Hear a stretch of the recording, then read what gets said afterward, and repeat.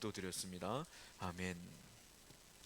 처음 예수를 믿게 되면 저 같은 경우는 어린 시절부터 다녔기 때문에 이런 기분을 잘 몰라요. 왜냐하면 어릴 때니까 제가 성령님을 경험하기 전부터 이미 어머니로부터 강제로 교회를 다녔어요. 그러니까 제 의지와 상관없이 교회를 다녔기 때문에 저는 이런 경험을 잘 경험해보지 못했지만 중간에 예수 믿었던 분들이 있어요. 그러니까 나이가 좀 사춘기가 지나고 자기 스스로 결정하여 예수 믿은 분들이 있어요. 그런 분들 얘기 들어보면 그래요. 처음에는 예수 믿는 게 재밌어요. 왜냐하면 너무너무 잘 돼 인생. 기도하면 응답이 오는 것 같고 기도하면 하나님이 역사하는 것 같으니까 신앙생활이 재밌어요. 그런데 신앙생활이 그래요? 안 그러거든요. 시간이 흐르면 어떻게 돼요? 기도하는 게 이상하게 응답이 안 오는 것 같고 고난은 더 많이 오는 것 같고 절망적인 상황은 더 많아지는 것 같아요. 그래서 낙심하여 교회를 떠나는 분들이 심심치 않게 많아요. 꽤 많아요. 생각보다 많아요. 그런 것 같지 않습니까? 처음에 예수를 믿으면 너무 재밌으니까 너무 좋으니까 전도를 많이 해요. 그러니까 전도를 누가 제일 많이 하느냐면 초신자가 제일 많이 해요. 초신자가 너무 재밌어갖고 전도를 많이 해요. 그런데 신앙생활 하다 보니까 점점 매너리즘에 빠지고 말씀대로 이루어지지 않는 것 같으니까 나부터가 신앙이 약해지니까 전도할 생각조차 못하게 되는 거예요. 그런 경우가 많지 않습니까? 여러분들은 어떠세요? 신앙생활 하다 보니까 늘 좋아요? 늘 행복해요? 좋은 일만 있어요? 기도하면 다 응답되어져요? 그러면 여러분들이 뭐 모세지 뭐.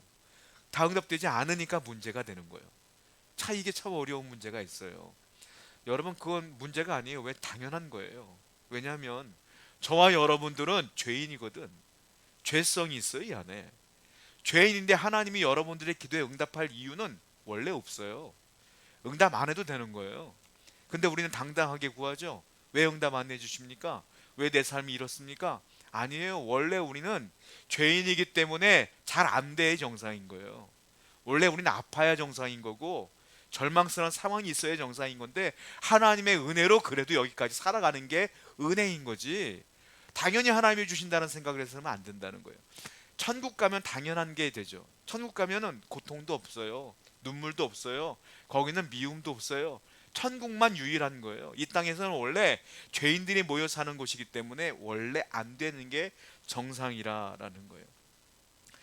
그러니까 우리가 신앙생활 하다가 교회를 떠나는 분들이 있어요. 이렇게 이런 문제로 인하여 두 가지 중에 하나입니다. 첫 번째로는 예수님께서 네 가지 밭 비유를 한 적이 있어요. 길가에 뿌려진 씨앗, 그리고 돌짝이 밭에 뿌려진 씨앗, 가시밭에 뿌려진 씨앗, 좋은 밭에 뿌려진 씨앗.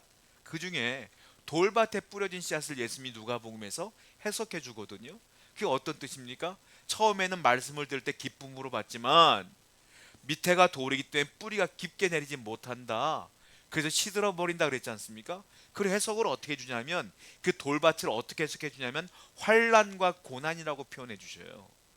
살다 보니까 고난이 벌어져. 살다 보니까 환란이 있어. 어려움이 있어. 그러다 보니까 신앙생활을 못하게 된다. 이 말이에요. 그 말은 뭐예요?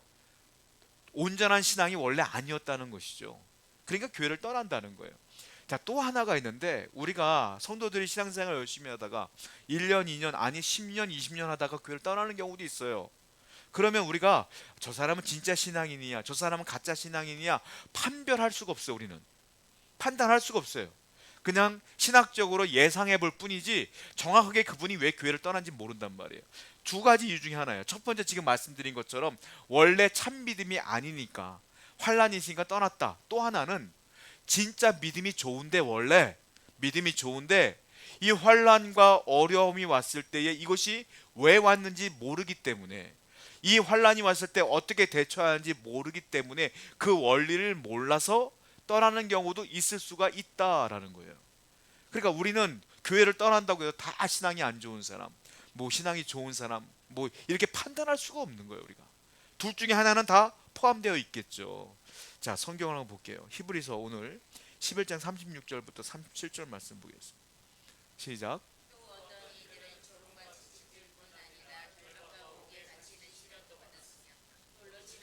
톱으로 켜는 것과 시험과 칼로 죽임을 당함, 양과 염소의 가죽을 입고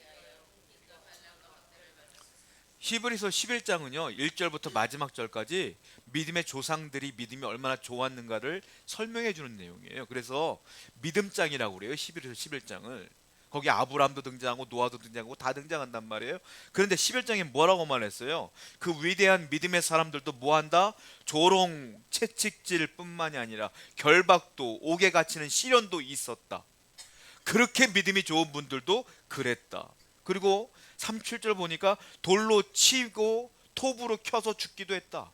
순교도 당했다는 거예요. 나중에 시험도 당하고 칼로 죽임도 당했다.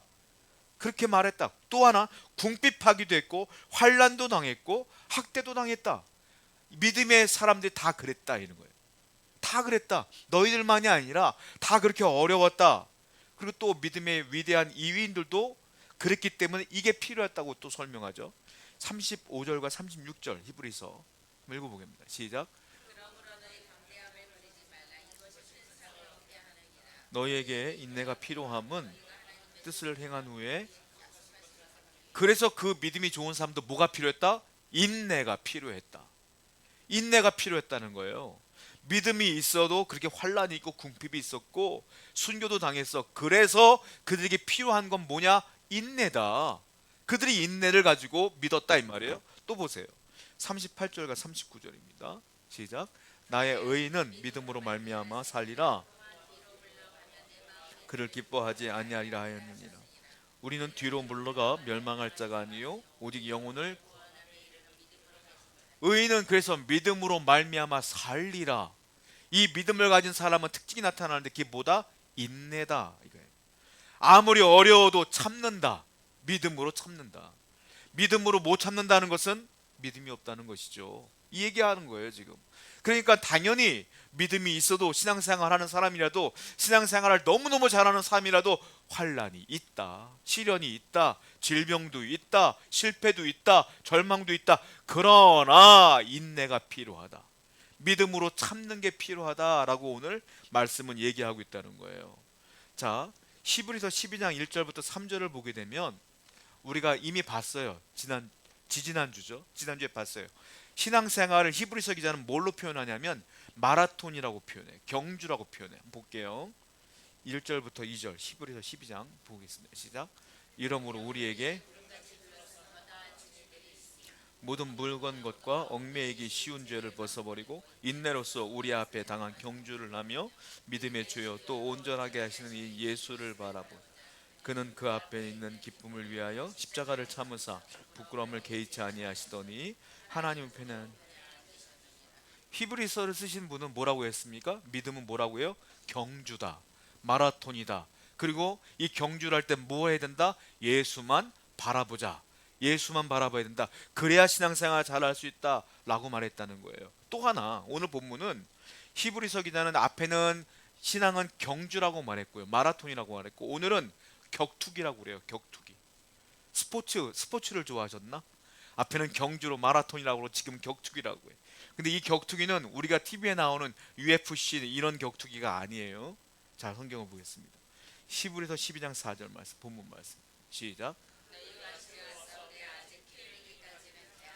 이제는 뭐하라? 싸우라. 격투기예요. 언제까지? 피 흘릴 때까지 싸우라. 그런데 우리가 언제 피 흘리기까지 싸우지 않는다 이거예요.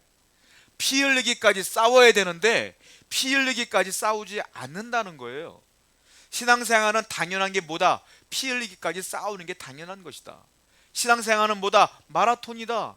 신앙생활은 뭐다? 끝까지 하늘나라 갈 때까지 예수만 바라보는 것이다. 두 번째는 뭐라고 말하고 있어요? 싸우는 것이다. 언제까지? 피를 철철 흘릴 때까지 싸우는 게 신앙생활이다. 그러니까 당연히 힘들죠. 당연히 어렵죠. 마라톤이 힘들어요? 쉬워요? 힘들죠.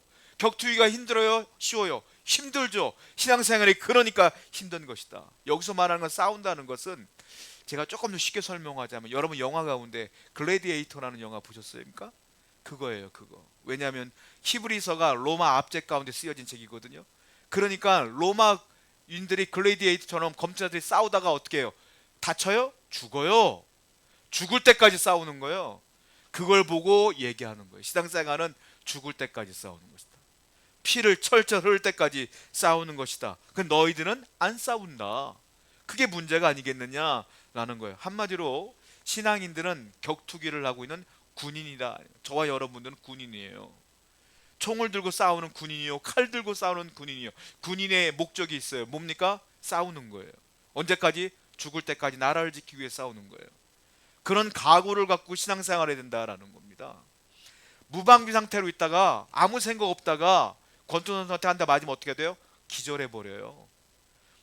긴장을 하고 있어야 주먹이 날아올 때 맞아도 덜 아프지, 무방비 상태로 있다가 맞으면 죽어요, 잘못했다가는. 그러니까 신앙생활할 때 어떻게 되냐? 무방비 상태에 있으면 안 돼. 긴장을 하고 있어야 된다는 거예요. 성경에 보면 악은 두 가지가 종류가 있어요. 첫 번째 종류는 바깥에 있는 세상의 악이 있고요, 하나는 내 안에 있는 내성의 악이 있어요. 악은 두 가지인 겁니다. 그러니까 신앙생활이 뭐냐면 기독교 말고요, 다른 종교들을 보게 되면 복받기 원하는 종교 같아. 왜냐면 내 아들이 내 딸이 고3이면 어떡합니까? 절을 찾아가서 계속 불공드려요. 절하고 또 수능날 되면 어떻게 돼요? 절이 미어 터집니다. 알고 있는 것처럼. 무슨 바위에 뭐 돈이 묻는데 거기 가서 뭐 절하고 막 이러더라고. 모든 종교는요 복받기를 원하는 종교예요. 근데 기독교는 달라요. 기독교는 복받기 위한 종교가 아니에요. 복은 부수적인 거야. 하나님이 주면 주고 안 주면 안 주는 거고. 기독교는 뭐냐면 악과 싸우는 종교예요. 그 악이 뭐예요? 죄. 죄와 싸우는 종교가 기독교예요. 죄는 두 가지가 있어요. 바깥에 있는 죄와 안에 있는 죄가 있어요.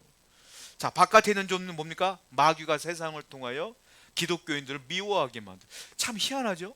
직장 생활하든지 간에 학교 생활하든지 간에 가만 보면 왜 예수 믿는 것 때문에 미움을 받는지 모르겠어요. 저는 예수 믿는 것 때문에 미움 많이 받았거든요. 어린 시절 때 선생님들이 그냥 싫어하대. 왜 싫어하는지 모르겠어요. 공부도 꽤 했어요. 반장도 했으니까. 초등학교 때는 전체 반장도 했거든. 전체 반장이 뭔지 아시죠? 막 그런 것도 했고 막 회장도 다 했거든. 그런데 미워하시대. 어떤 선생님은 이유를 물어봤어. 나중에 종교에 있는 게 싫대. 예수 믿는 게 싫대. 이상해. 여러분 직장 생활 해보세요. 내가 종교가 있는 것 때문에 싫어해요. 그럼 참 희한하지 않습니까? 그 왜 그럴까요? 마귀의 술수예요. 마귀는 원래 세상에서 예수 믿는 걸 싫어하게끔 만들어. 제가 말씀드렸죠. 이 책은 히브리서는 로마의 압제 가운데 쓰여진 거라고. 로마인들이요 예수 믿는 사람을 죽였어요. 이유도 없어. 그냥 예수 믿으면 죽였어. 사자 밥으로 죽이고 싸우다 죽이게 하고 칼로 죽이고 기름 튀기게 죽이고. 왜 죽였을까요? 예수 믿는 것 때문에 죽여. 이게 세상에 있는 악이에요. 악. 이것 가지고 싸워야 된다는 거예요. 성경은. 거기서 굴하면 안 된다. 너 잘 먹고 잘 살기 위하여 신앙 버려서는 안 된다, 이 얘기예요. 또 하나 내 속에 악이 있어. 그걸 뭐라고 말할까요? 죄성. 여러분들이 예수 믿어도 죄성은 있어요. 제가 목사이지만 죄성이 있어요. 어릴 때부터 온전히 하나님 말씀만 읽으려고 했지만 죄성이 있어. 제가요 특히 목사님들은요 공격을 많이 받아요. 언제 받는지 아세요? 예배드리기 직전에 많이 받아요. 요즘은 제가 그런 경험을 못했는데 목사 되고 초창기 때 얼마나 많은 공격인지 몰라요. 희한하게요, 제가 설교하기 직전에 누가 날 기분 나쁘게 하는 말들을 많이 듣게 해요. 이상하게 설교 직전에 청년 한 명가 따갖고 목사님 아무개 목사님 그러는데 목사님이 이렇대요. 그 기분이 되게 안 좋잖아. 이런 얘기를 늘 들어 설교 시간에. 저는 그때 깨달았지. 야, 마귀가 참 교묘하다. 은혜를 끼쳐야 될 목사가 망가지면 은혜가 안 들어가니까 이런 식으로 공격을 하네. 제가 그런 시대 어린 시절 때부터 많이 들었어.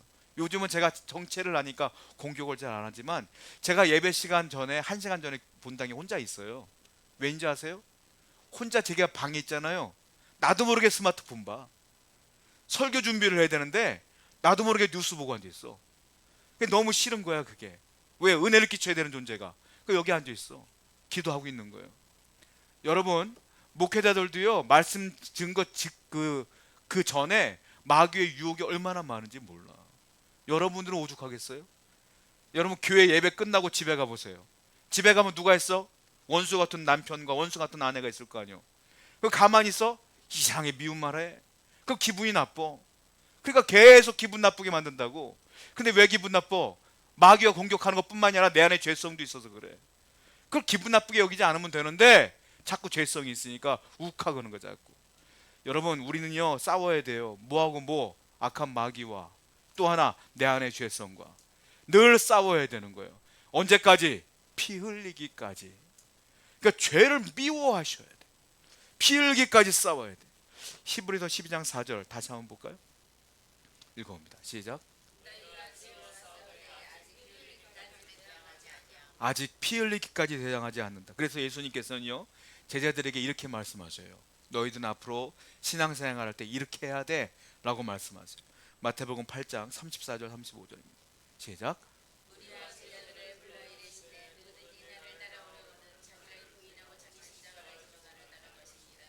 누구든지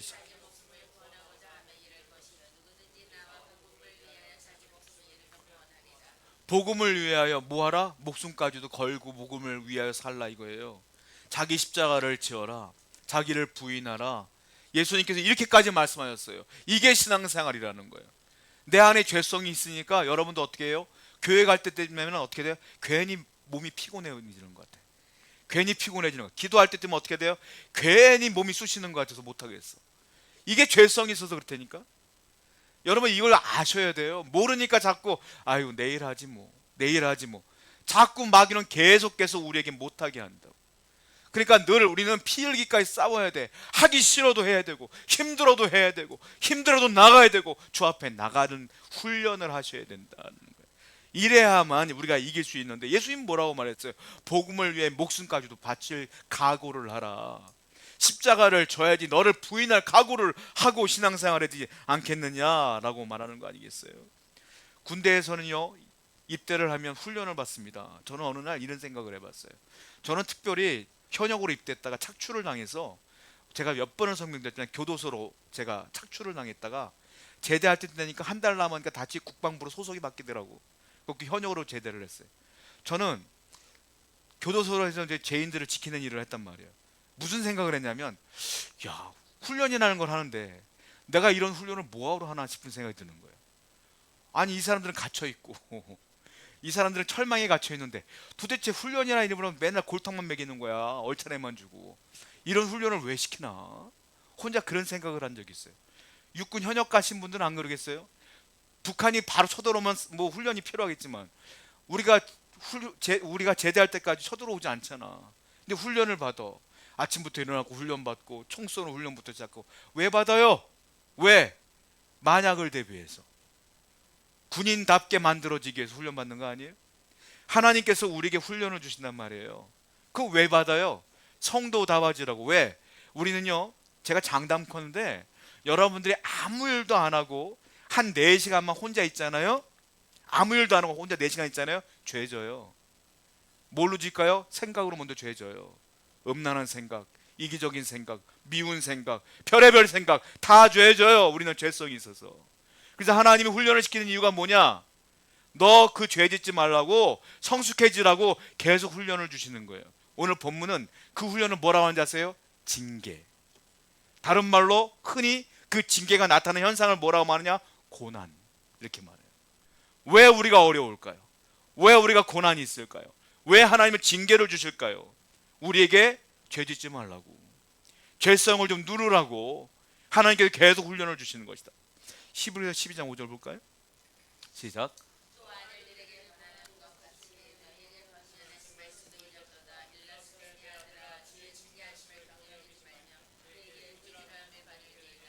꾸지람을 받을 때 낙심하지 말라 이렇게 말씀하시잖아요. 근데 그 앞에 뭐라고 말했어요? 아들들에게 권하는 것 같이 하나님이 권하신대요. 딸들에게 권하는 것처럼 하나님이 권하신대요. 권하는 게 뭔지 아세요? 말씀이에요. 자, 우리 하나님은요, 말씀으로 다 끝내. 복을 줄 때도 말씀으로 줘. 은혜를 줄 때도 말씀으로 줘. 죄를 깨닫게 할 때도 말씀으로 깨닫게 해주셔. 목사를 통하여 말씀을 통해 말씀하시든지, 성경을 읽다가 말씀하시든지, 말씀을 통해 깨닫게 해주셔. 꾸지람도 말씀을 주고, 복도 말씀으로 주시고, 다 말씀을 하신다는 거예요. 근데 히브리서 기자는 뭐라고 말했어요? 자, 하나님께서 말씀하시는데 아들들에게 주는 것처럼 한다, 딸들에게 주는 것처럼 한다. 그러니까 너희들은 어떻게 받아야 되라? 부모가 아들들에게 주는 말씀처럼, 딸들에게 주는 것처럼 말씀을 받아들여야 된다. 여러분, 부모님이 온전한 부모님, 정말 좋으신 부모님들이 아들과 딸들에게 하는 말들은 좋은 말일까요? 나쁜 말일까요? 좋은 말이죠. 그러니까 자녀가 부모의 사랑으로 말씀을 받는 것처럼 잘 받을 준비를 하고 말씀을 받으라 이 말이에요. 하나님이 그렇게 말씀하신다. 꾸지람도 말씀하신다 이거예요. 또 잠언서 볼까요? 3장 11절과 12절입니다. 시작. 내 아들아,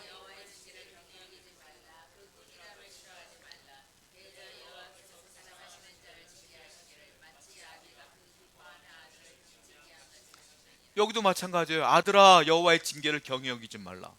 아들아, 징계를 이 징계는 말씀으로 통한 꾸지람, 또한 고난, 이런 것들을 말한다는 거예요.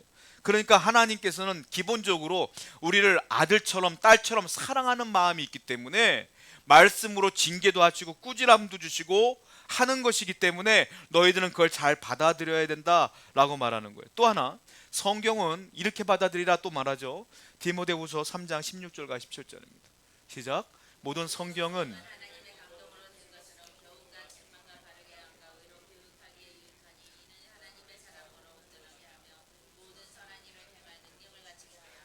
하나님의 말씀은요 여러 가지를 주셔요. 뭡니까? 교훈도 주셔. 또한 책망도 하신다고 우리에게. 또 하나 뭐라 합니까? 바르게 함과 의로 교육하기에 유익하다. 왜? 이유가 뭐예요? 우리가 온전하게 되길 원하기 때문에, 우리가 선한 일을 행하는 능력을 갖기를 원하기 때문에 하나님이 때로는 은혜도 주시고 징계도 주시고 바르게 하는 말씀도 주시는 것이다, 이 말씀이에요. 바로 여러분들이 성숙한 신앙이 되기 위해서 주시는 것이다. 그러면 알아야 돼요. 그러면 여러분들의 인생 가운데 고난이 있을까요? 없을까요? 있죠. 그걸 성경에서 지금 뭐라고 말하고 있는 거예요? 징계라고 말하는 거예요. 세상은 뭐라고 말해요? 운이라고 말해. 기독교인들에게 운은 없어요. 다 하나님의 섭리야. 여러분들이 잘 되는 것도 하나님의 은혜요. 여러분들이 인생이 자꾸 꼬이는 것도 하나님의 허락하신 거예요. 그걸 뭐라고 말해요? 징계라. 그걸 뭐라고 그래요? 고난이라. 그러면 내 인생이 자꾸 꼬이는 것 같은 어려워도 어떻게 돼요? 인내가 필요하다. 믿음으로 받아들였네. 왜? 하나님은 사랑이 많으신데 내게 이렇게 주시는 건 이유가 있기 때문이다. 왜? 내가 조금 더 죄성을 누르며 성숙한 자가 되기를 원하는 하나님의 뜻이 있다라는 걸 아셔야 된다는 거예요. 여러분, 우리가 흔히 성도들한테 이런 말 한 적이 있어요. 여러분들이 혹시 죄를 짓거나 할 때 나 스스로가 죄를 지은 것 같아. 근데 인생에 자꾸 문제가 생겨. 그럼 어떻게 돼요? 벌 받았나 보다. 하나님 벌 줬나 보다 이렇게 생각하잖아요. 여러분, 이거 분명히 제가 정의를 말씀드릴게요. 여러분들은 벌 안 받아요. 벌 안 받아요. 성경은 징계와 형벌을 나누어요. 형벌은 벌 받는 거야. 징계는 벌 받는 게 아니에요. 형벌은 누가 받느냐? 예수님을 못 믿는, 안 믿는 사람들이 형벌 받는 거예요. 그게 심판이야. 징계는 누가 받느냐? 지금 성경에 나와 있잖아요. 하나님의 아들, 딸들이 받는 게 징계예요. 그러니까 여러분들이 자꾸 고난에 빠지는 건 형벌이 아니야. 벌 받은 게 아니야. 아들아, 딸아, 조금 더 성숙해지길 원한다. 네가 이 죄를 회개하길 원한다라는 하나님의 사랑의 메시지가 징계다. 그러니까 여러분들 어려움이 있으면 하나님께 회개할 준비를 하셔야지 원망해서는 안 되는 거예요. 이유가 있기 때문에 그런 문제가 있는 것이다. 형벌의 목적은 말 그대로 처벌입니다. 근데 징계의 목적은 자녀를 교정시키기 위함이에요. 바꾸기 위함이에요. 그러니까 하나님이 여러분들이 변화되길 위한 마음으로 주시는 것을 분명히 아셔야 된다라는. 아까 성경에 뭐라고 했어요? 의로 교육하기 유익하고 바르게 하기 위함이며 징계하기 위함이다. 분명히 말했잖아요. 그러니까 하나님은 그렇게 말씀하시는 것을 알아야 된다. 그래서 우리는 하나님의 징계 가운데 첫 번째로 알아야 돼요. 징계와 형벌은 다른 것이다. 나는 형벌 받는 게 아니라 징계 받는 거야. 나 하나님의 사랑의 매를 받는 거야. 이걸 아셔야지 이길 수가 있어. 두 번째, 우리가 알아야 될 게 있는데, 구체적인 죄가 있어서 하나님이 여러분들에게 징계를 줄 때도 있어요. 저 같은 경우는 어떻게 하나님이 징계를 주시냐면, 징계 안 받을 것 같죠? 매일 받아요. 매일은 좀 오바다. 가끔 받아요. 징계를 어떻게 받냐면 하나님 말씀하실 거 아니에요, 저한테. 어느 순간에 내가 이거 죄인 것 같아라고 깨달을 수가 있어요. 그럼 내가 회개한단 말이에요. 근데 인간인지라 저도 그 죄를, 똑같은 죄를 또 지을 수가 있어요. 그럼 어떻게 하는지 아세요? 하나님이 또 말씀하세요. 제가 그걸 그때 깨달아. 또 졌구나. 내가 그리고 회개한단 말이에요. 그런데 회개한 다음에 내가 또 지을까요? 안 지을까요? 또 져요. 또 지면 어떻게 하는지 아세요? 하나님이 그때 나한테 사고를 줘. 어떤 사고를 주냐면, 운전하다가 갑자기 접촉사고가 난다든지, 아니면 제가 집에서 어디에 부딪혀서 여기가 피가 난다든지, 이런 식으로 사고가 나. 그럼 제가 그때 깨달아요.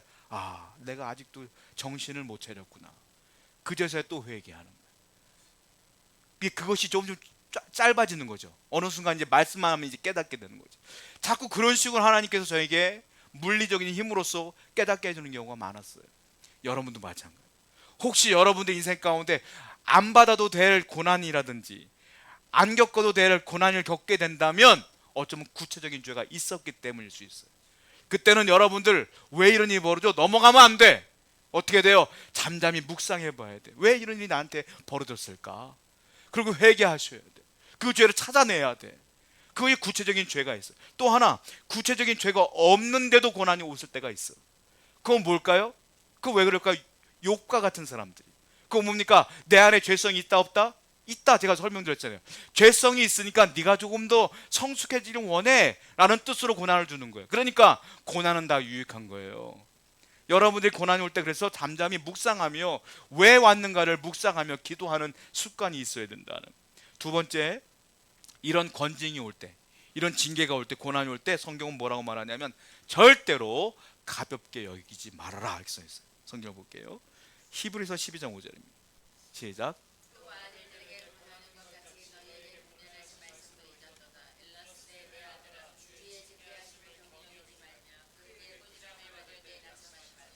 주께서 그 사랑하시는 자를 징계하시고 뭡니까? 경히 여기지 말라. 절대로 이런 징계가 고난이 올 때 경히 여기지 말라. 너희들에게 고난이 올 때 뭐하라? 믿음으로 기도하면서 인내하면서 찾아내야 돼. 왜 이런 곳이 왔을까? 여러분들이 계속 기도하면서 일어나야 된다는 거예요. 하나님의 징계의 손길은 제가 다시 말씀드리지만 사랑의 손길이라는 거예요. 또 하나, 세 번째, 징계가 올 때 어떻게 되면 절대로 낙심해서는 안 돼요. 제가 낙심하다는 원어를 찾아봤더니 어떤 뜻이냐면 정신을 잃어버리다는 뜻이에요. 낙심은 내 정신을 잃어버리는 거예요. 낙심을 하게 되면 내 영혼이 정신을 잃어버리는 거야. 낙심은 최악인 거야, 한마디로. 징계가 올 때, 고난이 올 때 그래서 낙심하지 말라고 성경이 써 있어요. 자, 예레미야서 29장 11절 말씀 보겠습니다. 시작. 여호와의 말씀이니라.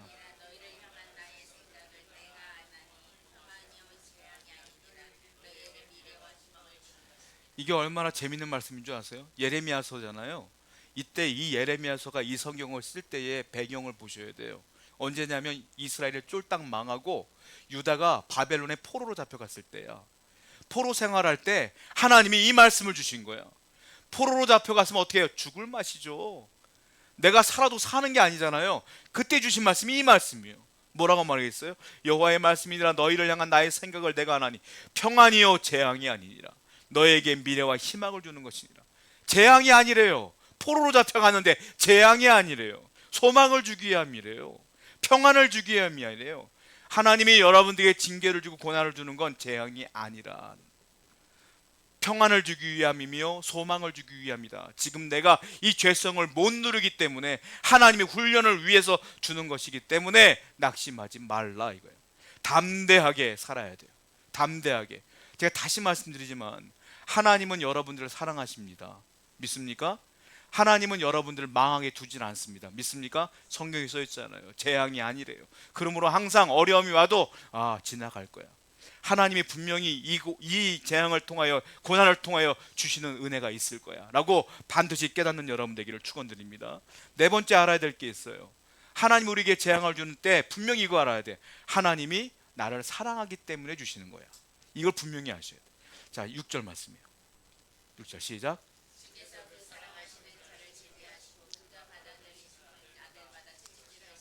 사랑하는 자마다 뭐 준다? 징계한다. 사랑하니까 징계 준다는 거예요. 사랑하니까. 여러분 세상에 아이들이 많죠. 세상에 나가면 아이들이 많아요. 제가 카페를 가든지 식당을 가면 애들이 많아. 근데 애들이요 매너가 없는 아이들이 있어. 아이들다운 아이들이 있어. 그러니까 의자에 막 신발 신고 올라가거나 손님들 식사하고 있는데 막 시끄럽게 떠들고 뛰어다니고. 제가 이제 카페 가서 설교 준비를 하거든요. 이게 패드에다 설교 말씀을 담아가지고 조용히 찬양을 들으면서 설교 준비를 한단 말이에요. 근데 어떤 아이가 내 앞에서 깐족깐족 왔다 갔다 해서 날 쳐다보고 있는 애 있어. 설교를 준비해놨는데 내 얼굴 쳐다보고 막 놀리고 가고 그래. 그거 어떻게 해? 부모가 말려야 될 거 아니에요. 안 말리더라고. 안 말려. 이상해. 그러더라고요. 자, 제가 말려요? 아니요, 제가 말릴 수 없어요. 제가 걔 고쳐요? 아니요, 내가 걔 사랑하지 않는데. 누가 고쳐? 부모가 고쳐야지. 자녀가 말을 안 듣거나 자녀가 매너가 없을 때 아버지가 불러요. 야, 일로 와봐. 그 훈계시키고 징계해요. 너 이렇게 하지 마 하고 혼낸단 말이에요. 그러면 그 아이가 고쳐져요, 안 고쳐져요? 대부분 고쳐져, 아빠가 무섭게 하면. 근데 아빠가 얘가 미워서 그런 거예요? 아니잖아요. 얘가 이걸 고쳐야지 사랑받으니까, 이걸 고쳐야지 온전한 사회생활을 할 수 있으니까 아버지가 하는 거 아니에요. 사랑으로 하는 거예요. 하나님도 마찬가지라는 거예요. 누가 고쳐요? 내 인생을, 내 삶을, 내 죄성이 있는 이 더러운 죄를 누가 고쳐줘? 아버지가 고쳐주는 거예요. 하나님이 너 죄 짓지 마, 그리고 징계를 주심으로 나를 고쳐주시는 거예요. 그러니까 고난이 올 때 여러분들, 아, 하나님이 나를 사랑하는구나, 내가 잘못된 길로 가니까 붙잡아 주시는구나 라는 걸 깨달으셔야 돼요. 하나님의 사랑을 늘 기억하시기 바랍니다. 이 사랑을 기억 못하니까 원망이 나오는 거예요. 히브리서 12장 4절 볼까요? 시작. 그러므로 성도 여러분, 우리는 이 죄와 피 흘리기까지 싸우셔야 돼요. 이번 주 내내 하나님의 사랑 가운데 거하는 여러분들에게 축원드립니다. 기도하겠습니다.